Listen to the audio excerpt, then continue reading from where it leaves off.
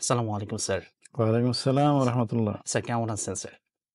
ভালো আলহামদুলিল্লাহ। তুমি কেমন আছো? আলহামদুলিল্লাহ স্যার আমি ভালো আছি স্যার। স্যার আগামী অগ্রিম ঈদের শুভেচ্ছা স্যার, ঈদ মোবারক। হ্যাঁ, তোমাকে ঈদ মোবারক। স্যার সামনে তো কোরবানির ঈদ, আবার এর সাথে হচ্ছে হজের মৌসুম চলছে। আমি স্যার আজ অত্যন্ত আনন্দিত যে স্যার আপনার কাছে আসতে পারছি কিছু প্রশ্ন নিয়ে আসলে। বিশেষ করে অবশ্য ঈদের শুভেচ্ছা জানানোর জন্য প্লাস কিছু প্রশ্নের উত্তর খোঁজার জন্য। স্যার ব্যাপার হচ্ছে হজের মৌসুমটা। হজের মৌসুমে আমাদের যে সাধারণ কার্যাবলীগুলো আছে, বিশেষ করে আমরা দেখি যে সাফা মারওয়ার তাওয়াফ করার যে ঘটনা, কঙ্কর নিক্ষেপ করা। স্যার এগুলো তো একটা বাহ্যিক কাজ যেগুলো আমরা হুম। দেখছি, স্বচক্ষে দেখছি। স্যার এটার আসলে ইসলামী বা তাৎপর্যটা কি আসলে? ইসলামী তাৎপর্য কি তাৎপর্য বহন করে স্যার? এটা যদি একটু বলতেন। হ্যাঁ, তোমাকে ধন্যবাদ। অনেক সুন্দর প্রশ্ন করেছো। Thank you sir. আসলে হজের সময় যে কাজগুলি করা হয় সেটা দেখতে মনে হয় বাহ্যিক কতগুলো কাজ। কিন্তু এই দেহের সাথে প্রাণ আছে। কানেক্টেড। এই দেহ এবং প্রাণ ২ টা যদি একত্রিত হয় তাহলে হজ হয়। জি স্যার। এবং সেটা আমাদের একটু চিন্তা করা দরকার আছে এবং সেই অনুভূতি নিয়েই আমাদের হজ করা উচিত। জি স্যার। আসলে একটা ব্যাপার হলো এই যে মানুষ পৃথিবীতে যত অন্যায় কাজ করে, দুর্নীতি করে, ভালো কাজ না করে খারাপ কাজ করে, তার পিছনে সবচেয়ে বড় হলো যে মানুষ ভোগ করতে চায়। যা আছে তার চেয়ে বেশি অর্জন করতে চায়। জি স্যার। লোভ, লালসা, গ্রিড জি স্যার। অতিমাত্রায় প্রত্যাশা স্যার। এবং এই লোভ লালসার জন্যই মানুষ যত অন্যায় কাজ করে এবং খারাপ কাজ করে। এখানে এই লোভটাকে যদি রহিত করা যায়, একটু দমন করা যায় তখন কিন্তু সব ঠিক হয়ে যাবে। আর এটা রহিত করতে হলে আত্মত্যাগের যে প্রেরণা, স্পৃহা, জি স্যার। স্পিরিট সেটা থাকতে স্পিরিটটা হবে। জি স্যার, এটা থাকা দরকার। মানব ইতিহাসের মধ্যে একটি ঘটনা হইল বিরল ঘটনা। জি স্যার। যার মধ্যে আর কোনো ঘটনা নাই সেটা হইল আত্মত্যাগের একটা ঘটনা। এটা ইব্রাহিম এবং ইসমাইল আলাইহিস সালামের ঘটনা। সেই ঘটনা তিনি যে ত্যাগের যে কাজগুলি করেছিলেন সেটা প্রত্যেকটার মহড়া করা হয়। জি স্যার। আমি সংক্ষেপে ২-১ টা কথা বলি। ইব্রাহিম আলাইহিস সালাম তার বয়স অনেক। কোনো পুত্র সন্তান বা কোনো সন্তানই নাই। জি স্যার। একমাত্র সন্তান হলো ইসমাইল আলাইহিস সালাম। আল্লাহ বলেন, "ত্যাগ করো। তোমার এই সন্তান এবং তোমার স্ত্রীকে নির্বাসন দাও।" জি স্যার। তিনি নির্বাসন দিতে গেলেন। এবার যখন মক্কার যে পাথরের জায়গা পাহাড় সেখানে গিয়ে পৌঁছলেন, তখন বললেন যে, "থামো এবং এখানে রেখে তুমি চলে যাও ফিলিস্তিন, তোমার বাড়িতে।" তখন এখানে রেখে তিনি চলে যাচ্ছেন। তখন ইসমাইল আলাইহিস সালামের মা, আমরা হাজেরা। হাজেরা বলি কিন্তু জি। আসল নাম হাজার। হাজার। যাই হোক আমরা ২ টাই বলতে জি পারি। স্যার। তিনি বললেন যে, "আপনি যে আমাদেরকে রেখে যাচ্ছেন, এখানে তো গাছপালা নাই, খাবার নাই, পানি কিচ্ছু নাই, নাই। কিছুই নাই। এটা কি আল্লাহর নির্দেশ?" তিনি বললেন, "হ্যাঁ, এটা আল্লাহর নির্দেশ।" হাজেরা বললেন, "যদি আল্লাহর নির্দেশ হয়ে থাকে, তাহলে আপনি চলে যান। আমাদের কোনো ভয় নাই, আল্লাহই দেখবেন।" তাওয়াক্কালতু ইলাল্লাহ। জি। এই যে আল্লাহর পর তাওয়াক্কুল, এই আত্মত্যাগ যে সব আরাম-আয়েশ বিসর্জন দিয়ে এখানে এমন এক জায়গাতে রেখে যাচ্ছেন, সেটাকে গ্রহণ করে নেওয়া, জি স্যার। ত্যাগের শুরু হলো সেখানে। কিছুক্ষণ পরে তাদের সাথে পানি-টানি যা ছিল সব শেষ হয়ে গেল। জি স্যার। ইসমাঈল আলাইহিস সালাম শিশু, পানির জন্য কান্নাকাটা করছে। হাজেরা উ উনি চারদিকে ঘুরে দেখলেন কোনো পানি নাই। কোনো কি করবেন? ব্যতিব্যস্ত হয়ে গেলেন। জি স্যার। তিনি দেখলেন যে একটা সামনে একটা উঁচু জায়গা আছে, টিলার মতো আছে, সোফা। তিনি সা এটার উপরে গিয়ে দাঁড়ালেন। দেখলেন যে কোন লোক কাফেলা যায় যায় কিনা কিনা? কোথাও। জি স্যার। যদি কেউ যায় তার থেকে একটা পানি চেয়ে নেবেন। জি। পেলেন না। এরপর দেখলেন যে আরেকটু দূরে আরেকটা এরকম উঁচু জায়গা আছে যেটাকে মারওয়া পাহাড় মারওয়া বলা পাহাড়। হয়। জি স্যার। তো সেখানে গিয়ে দেখি, তিনি দৌড়ে সেখানে গেলেন। জি স্যার। ওখানে গিয়ে আবার তার দিকে তাকালেন, কোন লোক পেলেন না। আবার বললাম যে ইতিমধ্যে হয়তো ওই পাহাড়ের কাছে কেউ আসতে কেউ পারে। আসতে আবার পারে। চলে আসলেন জি। এবং এই ৭ বার তিনি ঘুরলেন। স্যার। এই যে একটা ত্যাগ এবং এই যে একটা ত্যাগ এবং আত্মত্যাগের ধৈর্য ধারণের যে বিরল অনুসন্ধান করা ইতিহাস, স্যার, অনুসন্ধানের যে প্রচেষ্টা স্যার, আল্লাহর উপর এই তাওয়াক্কুল করে। এই ত্যাগটা যদি আমরা মহড়া করতে পারি, জি স্যার, এটা যদি মনের মধ্যে আত্মস্থ করতে পারি, জি স্যার। তাহলে আমাদের লোভ লালসা রহিত করা অনেকটা সহজ হবে। আচ্ছা, এই আচ্ছা। জন্যই এই নিয়ম দেওয়া হয়েছে। তোমরা এখানে তার এই অনুসরণে এখানে দৌড়াও। ৭ যুগের বার পর যুগ দৌড়াও। চলছে স্যার। বছরের পর বছর। তো এখন আমিও আমার এই বয়সে মাঝে, মাঝে যাই। তো গিয়ে ওখানে কিন্তু ব্যবস্থা আছে ওই যে হুইল চেয়ার দিয়ে করা যায়। জি স্যার, আমাকে অনেকে বলে যে হুইল চেয়ার দিয়ে করেন। আমি বললাম, "না, হুইল চেয়ার দিয়ে করব না।" স্যার। যে হাজারা নারী হয়ে যেখানে ঘুরেছেন, জি স্যার, তার চেয়ে তো শক্ত আছি আমি। জি স্যার। তো সেখানে যারা যায় তার তুমি যা দেখবে সেখানে হাঁটতে পারে না। এই কোনমতে হাঁটছে, এরাও এই সাহায্য দিচ্ছে। দিচ্ছে স্যার। ত্যাগের প্র্যাকটিস, অনুশীলন। এটা হলো। এরপরে ইব্রাহিম আলাইহিস সালাম রেখে চলে গেলেন। এটা হলো উনি মাঝে, মাঝে আসতেন। বছরে ১ বার ২ বার আসতেন। একবার আসলেন এবং তিনি স্বপ্নে দেখলেন যে তিনি ইসমাঈল আলাইহিস সালামের গলায় ছুরি দিয়ে জবাই করছেন। তিনি মনে করলেন হয়তো এটা আল্লাহর নির্দেশ হবে। জি, তো উনি উট জবাই করলেন। জবাই করার পরও আবার একই স্বপ্ন দেখলেন। আবার আরেকটা পশু জবাই করলেন। আবার দেখলেন জি স্যার। একই স্বপ্ন দেখলেন।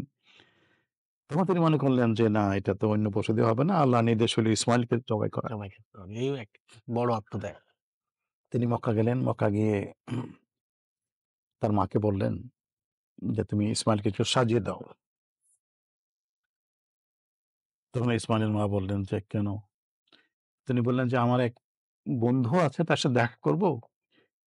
তার সাথে আমি দেখা করার জন্য তাকে নিয়ে যেতে চাই।" উনি বললেন না যে কোরবানি করার জন্য। তো উনি সাজিয়ে দিলেন। তো তিনি যাচ্ছেন। তো শয়তান এসে হাজেরাকে বললেন যে, "তুমি কি পাগল হয়েছো? বোকা হয়েছো? জি, তোমার ছেলেকে হত্যা করার জন্য নিয়ে যাচ্ছে।" জি, তিনি বললেন, "না, এটা কি করে হয়?" তো উনি বলেছেন তার বন্ধুর সাথে দেখা করবেন সেজন্য যাচ্ছেন। বললেন, "না, এটা হতে পারে না।" তখন শয়তান বলল যে, "এটি আল্লাহর নির্দেশ।" ভুলে বলে ফেলছে। জি। ভুলে যখন বলে ফেলল তখন হাজেরা বলছে যে, এটাই যদি আল্লাহর নির্দেশ বেশ হয়ে থাকে তাহলে উনি হত্যা করুক, ছুরি ছোড়াক। আল্লাহর নির্দেশ পালনের জন্য আমার ছেলে সন্তান, একমাত্র সন্তান, তার গলায় ছুরি ছোড়া কোনো অসুবিধা নাই। জি, জি। ত্যাগ, কারেক্ট। জি, জি। আত্মত্যাগ। একমাত্র সন্তান। মা হইলে বুঝতে পারবে।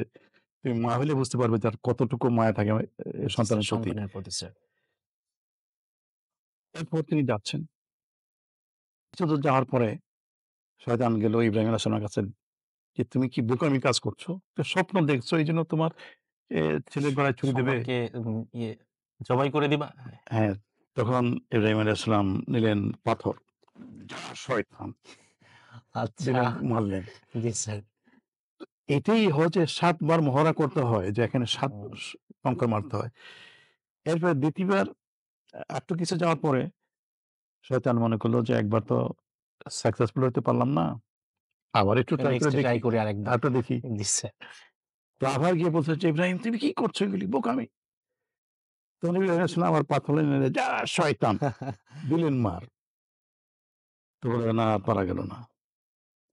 এরপরে কিছুক্ষণ পরে সে হতাশ হয়ে বলল যে, "আরেকবার শেষমেশ ট্রাই করে ট্রাই দেখি না।" করি।